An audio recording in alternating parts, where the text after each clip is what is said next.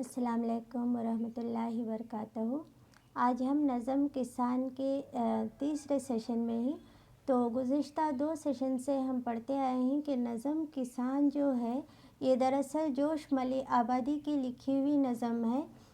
اس میں جوش نے دیہات کے سادہ تمدن کی تصویر کشی کی ہے اور کسان کیسے وہ محنت و مشقت کے ساتھ یہ دنیا کو سنوارتا ہے، بزم کائنات کو وہ روح دیتا ہے، مطلب وہ جان بخشتا ہے وغیرہ، اس کے بارے میں ہم نے پڑھا ہے۔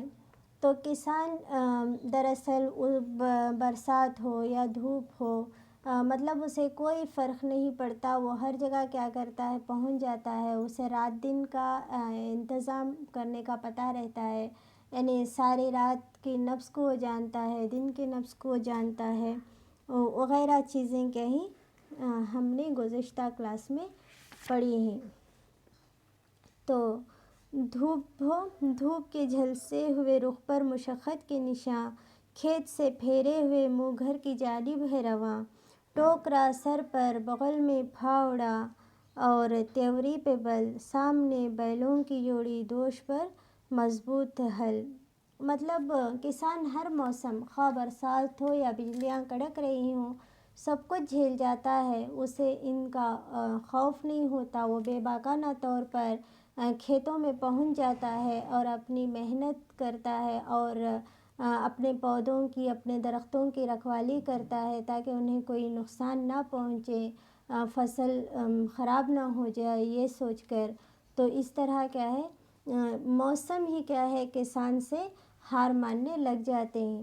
ذرے جو مزمل ہیں انہیں موسیقی بھی کسان ہی بخشتا ہے، یعنی یہ باریک ذرے، ان میں کوئی موسیقی نہیں ہوتی لیکن کسان کی بدولت ان میں بھی موسیقی پیدا ہو جاتی ہے، اس کے لمس سے زمیں بجبیں نازنیں اور لیلیٰ کی طرح سنورنے لگتی ہے۔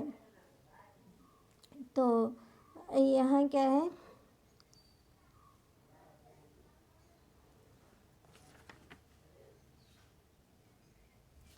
جس کے چھو جاتے ہی مثل نازنیں وہ مہ جبیں، کروٹوں پر کروٹیں لیتی ہے لیلیٰ زمیں، مطلب کروٹیں بدل رہی ہے، لیلیٰ کی طرح سجی سنوری ہے، اس کے چھوتے ہی کیا ہے وہ نازنین کی طرح کھلنے لگتی ہے، اس کا حسن، اس کا شباب ابھر آتا ہے وغیرہ چیزیں زمین کے ساتھ ہوتی ہیں۔ پردہائے خواب ہو جاتے ہیں جس سے چاک چاک، مسکرا کر اپنی چادر کو ہٹا لیتی ہے خاک۔ مطلب کیا ہے اس کے سبھی خواب، مطلب چمن میں اگر شگوفوں کا نظام ہے وہ بھی کسان ہی کی بدولت ہے، زمین جو زیر شام ہے اسے صبح کا پیغام بھی وہی دیتا ہے، مطلب مسکرا کر کیا کر رہی ہے اپنی چادر کو خاک ہٹا دیتی ہے، تو چادر کو ہٹانے سے اس میں خوبصورت پھل پھول ہمیں نظر آتے ہیں۔ تو اس طرح جس کی تابش میں درخشانی ہلال عید کی، خاک کے مایوس مطلع پر کرن امید کی۔ تو یہاں پر کیا ہے اس کے تابش میں، مطلب نیا چاند، بالکل نئے چاند کی طرح کیا ہے یہاں پر ہمیں اس کا حسن دکھائی دیتا ہے۔ جس خاک کے مایوس مطلع پر کرن امید کی، وہاں تو خاک پر مایوسی ہے لیکن امید کی کرن جگانے والا کوئی اور نہیں بلکہ کسان ہے۔ رات کے وقت اس کی نظر کہاں جاتی ہے؟ افلاک پر جاتی ہے، اور دن میں اس کی انگلیاں خاک کی نبض پر ہوتی ہیں، جس کی جانکاہی سے لالہ و گل بن کے خاک اترانے لگتی ہے۔ بادشاہ کی شان و شوکت بھی کسان ہی کے دم سے ہے۔ کسان کا خون کھیتوں میں دوڑتا ہے تو شہزادیوں کی چال میں لوچ آ جاتی ہے، مطلب شہزادیاں جو زیادہ حسین ہوتی ہیں، خوبصورت ہوتی ہیں، تو ان کی چال، ان کو یہ چال بھی کون دیتا ہے؟ مطلب کسان ہی دیتا ہے، اور اس کی بدولت وہ بے نیاز حسن پر اتراتی ہیں۔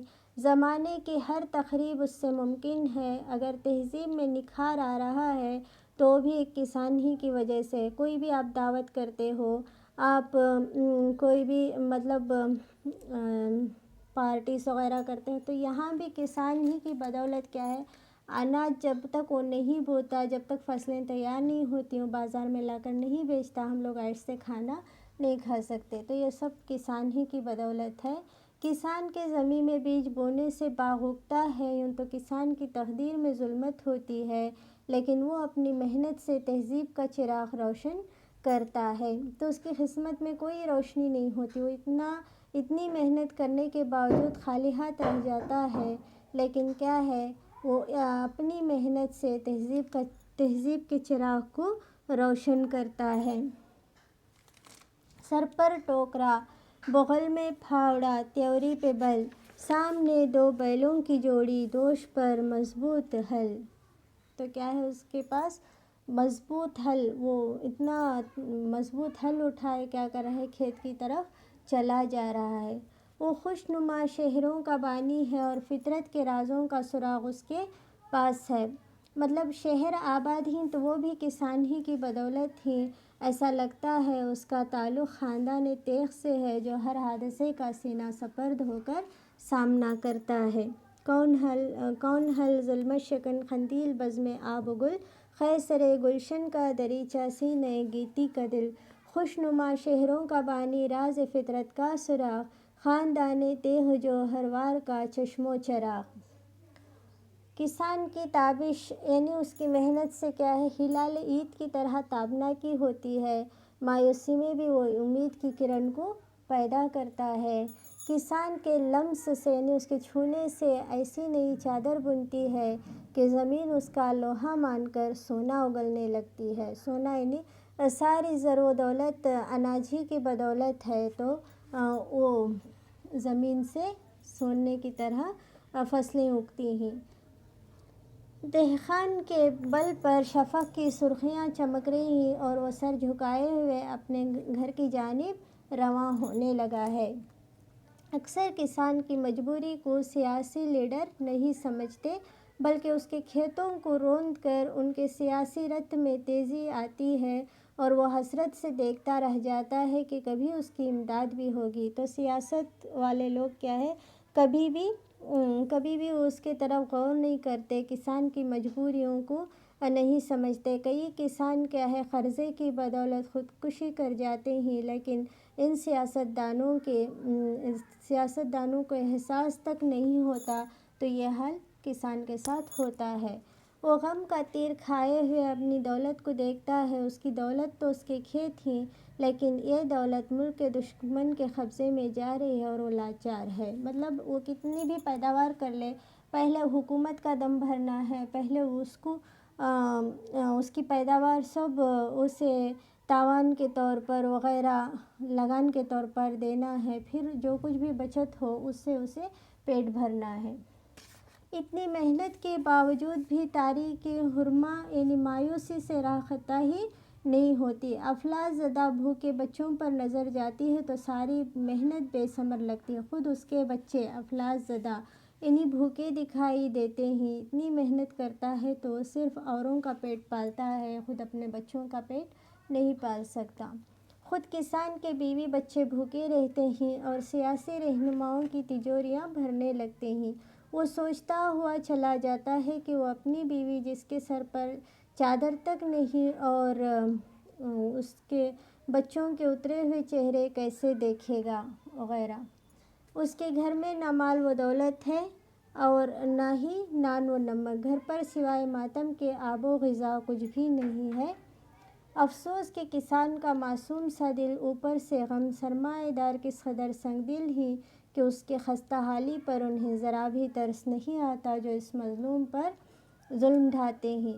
اے کسان، تیری آنکھوں میں وہ شرارے ہیں کہ جن سے خنجر چنگیز بھی ہو تو وہ بھی مڑ جاتی ہے۔ یعنی چنگیز وہ بہت ظالم بادشاہ تھا، تو اس کی خنجر بھی کیا ہے، کسان کے آگے مجبور ہو کر مڑ جاتی ہے۔ جوش سرمایہ داری سے مخاطب ہو کے کہہ رہے ہیں، تیرے ہاتھ بے کسوں کے خون میں ڈوبے ہوئے ہیں، کیا تو ساری کائنات کو چبا ڈالے گی؟